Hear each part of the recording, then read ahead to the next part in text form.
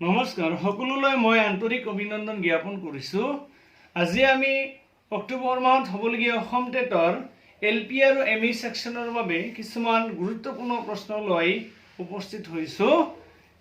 এক নম্বৰ প্ৰশ্নটো হৈছে লিংগুইষ্টিক সাৰ্ভে অফ ইণ্ডিয়া ৰচক হ'ল ক সুনীতি কুমাৰ চেটাৰ্জী, খ গিয়াৰছন, গ তাৰাপৰুৱালা, ঘ সুকুমাৰ সেন। শুদ্ধ উত্তৰটো হৈছে অপশ্যন খ গিয়াৰছন। এতিয়া মই 2 নম্বৰ প্ৰশ্নলৈ আহিছোঁ। Origin and development of Bengali লেংগুৱেজৰ গ্ৰন্থ ৰচক ক সুকুমাৰ সেন, খ সুনীতি কুমাৰ চেটাৰ্জী, গ তাৰাপৰুৱালা, ঘ সত্যেন্দ্ৰ নাৰায়ণ গোস্বামী। শুদ্ধ উত্তৰটো হৈছে খ সুনীতি কুমাৰ চেটাৰ্জী। 3 নম্বৰ প্ৰশ্নলৈ আহিছোঁ।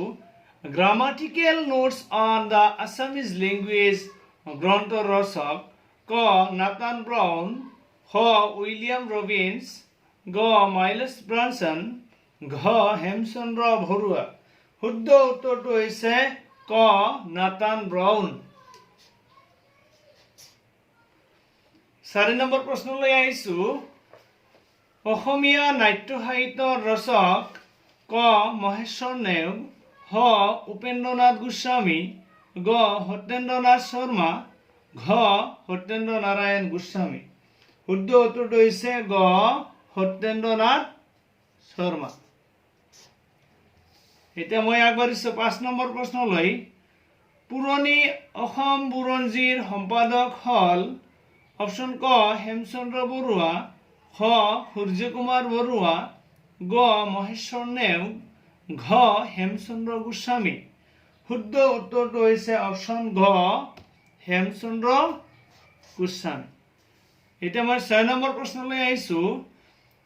চৰ্যা গীতবোৰ উদ্ধাৰ কৰিছিল ক ভূটানৰ পৰা, খ নেপালৰ পৰা, গ ম্যানমাৰৰ পৰা, ঘ মহাৰাষ্ট্ৰৰ পৰা।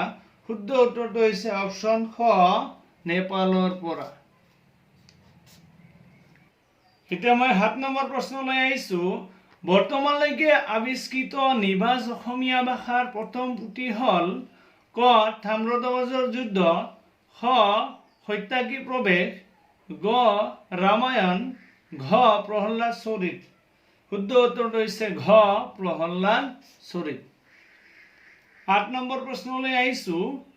তলৰ কোনটো মধ্যযুগৰ অসমীয়া ভাষাৰ নিদৰ্শন নহয়? ক চৰিত পুথিৰ ভাষা, খ বুৰঞ্জীৰ ভাষা, গ পাঁচালী সাহিত্য, ঘ ব্যৱহাৰিক সাহিত্যৰ ভাষা। শুদ্ধ উত্তৰটো হৈছে অপশ্যন গ পাঁচালী সাহিত্য। 9 নম্বৰ প্ৰশ্নটো দিয়া আছে। প্ৰহ্লাদ চৰিত গ্ৰন্থ ৰচক হ'ল ক ৰুদ্ৰকণ্ডলী, খ হেম সৰস্বতী, গ মাধৱ কণ্ডলী, ঘ শংকৰদেৱ। শুদ্ধ উত্তৰটো হৈছে খ হেম সৰস্বতী। 10 নম্বৰ প্ৰশ্নলৈ আহিছোঁ। ৰবিনছনৰ এ গ্ৰামাৰ অফ আছামিজ লেংগুৱেজ প্ৰকাশ হৈছিল ক 1836 চন, খ 1840 চন, গ 1939 চন, ঘ 1839 চন। শুদ্ধ উত্তৰটো হৈছে অপশ্যন ঘ 1839 চন।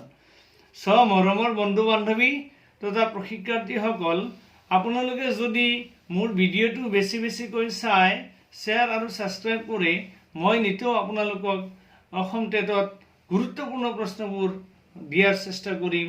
আজিলৈ ইমানখিনি আলোচনা কৰিলোঁ। ধন্যবাদ।